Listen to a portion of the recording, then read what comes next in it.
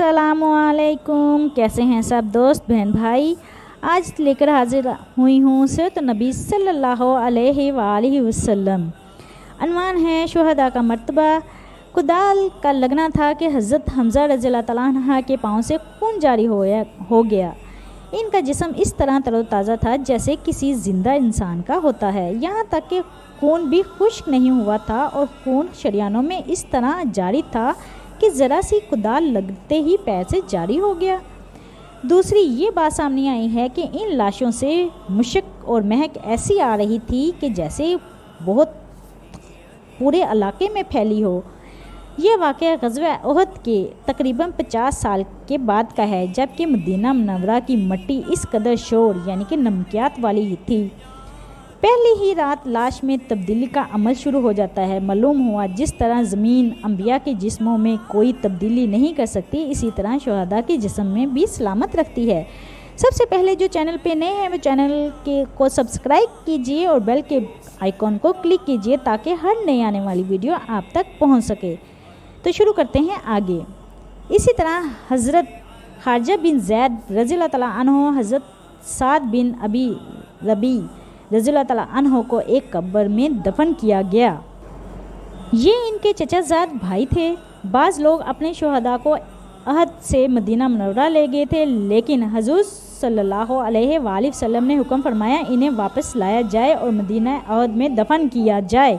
फिर आप सल्लल्लाहु अलैहि वसल्लम ने ग़ज़वा उहद के शुहदा के बारे में फरमाया, मैं इन सब का गवाह हूँ। जो ज़ख़म भी किसी को अल्लाह ताला के रास्ते में लगा है, अल्लाह ताला क़यामत के दिन इस ज़ख़म को दोबारा ऐसी हालत में पैदा फरमाएंगे कि इसका रंग खून के रंग का सा होगा और इसकी खुशबू मुश्क जैसी होगी। ग़ज़वा उहद में शहीद होने वाले सहाबा में हज़रत जाबिर बिन रज़ियल्लाहु तआला अन्हा के वालिद अब्दुल्ला रज़ियल्लाहु तआला अन्हा भी थे। हुज़ूर नबी करीम सल्लल्लाहु अलैहि वसल्लम ने हज़रत जाबिर रज़ियल्लाहु तआला अन्हा से फरमाया, ए जाबिर, क्या मैं तुम्हें एक बात ना बताऊं?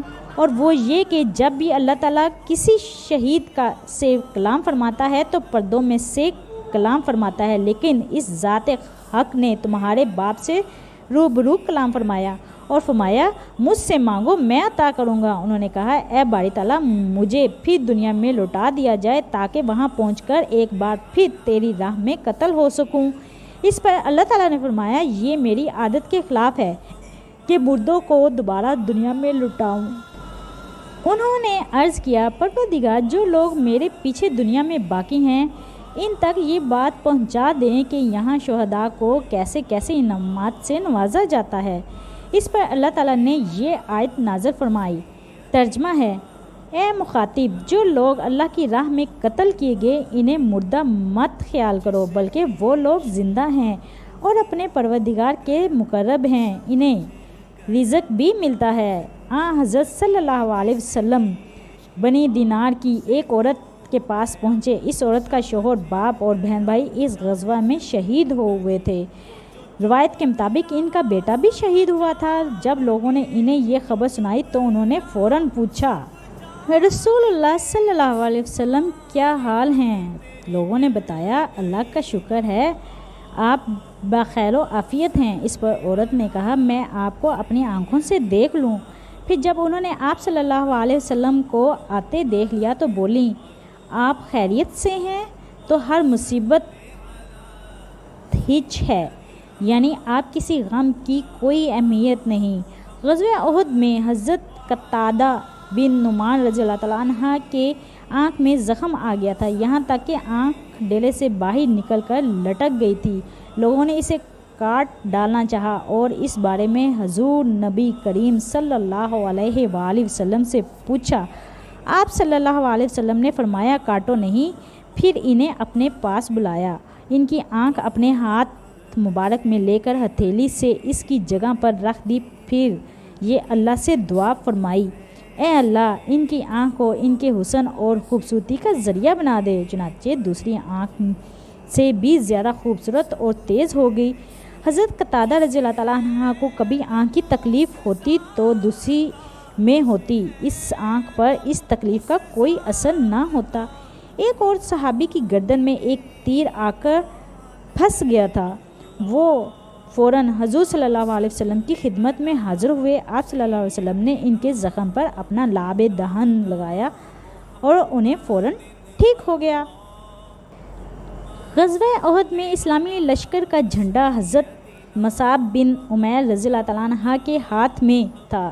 جنگ کے دوران ان کا دایاں ہاتھ کٹ گیا تو انہوں نے جھنڈا بائیں ہاتھ میں پکڑ لیا۔ جب وہ بھی کٹ گیا تو دونوں کٹے ہوئے بازوؤں سے جھنڈے کو تھام لیا۔ اس وقت وہ یہ آیت تلاوت کر رہے تھے، اور محمد صلی اللہ علیہ وسلم کے رسول ہی تو ہیں، اس سے پہلے اور بھی رسول گزر چکے۔ سورہ عمران آیت نمبر 144۔ جب انہوں نے جنگ کے دوران کسی کو یہ کہتے سنا کہ محمد صلی اللہ علیہ وسلم قتل کر دیے گئے تو خود بخود ان کی زبان سے یہ الفاظ جاری ہو گئے۔ اس کے بعد حضرت مصعب بن عمیر رضی اللہ تعالیٰ عنہ شہید ہو گئے۔ غرض جنگ ختم ہوئی اور شہداء کو دفن کر دینے کے بعد حضور اکرم صلی اللہ علیہ وسلم مدینہ کی طرف روانہ ہوئے۔ آپ صلی اللہ علیہ وسلم اس وقت گھوڑے پر سوار تھے۔ آپ صلی اللہ علیہ وسلم نے اس وقت شہداء اور ان کے عزیزوں کے لیے دعا فرمائی، اے اللہ ان کے دلوں سے رنجو اور غم کو مٹا دے، ان کی مصیبتوں کو دور فرما دے، اور شہیدوں کے جانشینوں کو ان کا بہترین جانشین بنا دے۔ مدینہ پہنچنے پر نبی کریم صلی اللہ علیہ وسلم نے حضرت رضی اللہ تعالیٰ عنہ کی تلوار خون آلودہ دیکھ کر فرمایا، اگر تم نے جنگ میں بہتر کارکردگی کا مظاہرہ کیا ہے تو فلاں فلاں نے بھی خوب جہاد کیا ہے۔ غزوہ احد میں 70 کے قریب مسلمان شہید ہوئے۔ مرنے والے مشرکوں کی تعداد مختلف بتائی جاتی ہے۔ جب اللہ تعالیٰ کے رسول مدینہ منورہ پہنچے تو مسلمانوں کے شکست پر منافقوں اور یہودیوں کی زبانیں کھل گئیں۔ وہ کھلے عام مسلمانوں کو برا کہنے لگے، خوشی سے بغلیں بجانے لگے۔ ان لوگوں نے نبی کریم صلی اللہ علیہ وسلم کی شان میں گستاخانہ کلمات بھی کہے۔ مثلاً وہ کہتے پھرتے محمد صلی اللہ علیہ وسلم صرف حکومت کرنے کے شوقین ہیں، آج تک کسی نبی نے اس طرح نقصان نہیں اٹھایا جس طرح انہوں نے اٹھایا ہے، خود بھی زخمی ہوئے، اپنے اتنے ساتھیوں کو بھی مروایا ہے۔ معاذ اللہ۔ کبھی کہتے تمہارے جو ساتھی مارے گئے ہیں اگر وہ ہمارے ساتھ رہتے تو اس طرح اپنی جانیں نہ گنواتے۔ حضرت عمر رضی اللہ تعالیٰ عنہ تک ان کی یہ باتیں پہنچی تو انہیں بہت غصہ آیا۔ انہوں نے حضور نبی کریم صلی اللہ علیہ وسلم سے عرض کیا، اے اللہ کے رسول، ہمیں آپ اجازت دیں، ان لوگوں کو قتل کرنے کی اجازت دے دیں۔ یہ سن کر آپ صلی اللہ علیہ وسلم نے فرمایا، یہ لوگ یعنی منافقین ظاہر میں مسلمان نہیں ہیں، کیا یہ کلمہ نہیں پڑھتے؟ اللہ کے سوا کوئی اور معبود نہیں ہے، اور یہ کہ میں اس کا رسول ہوں۔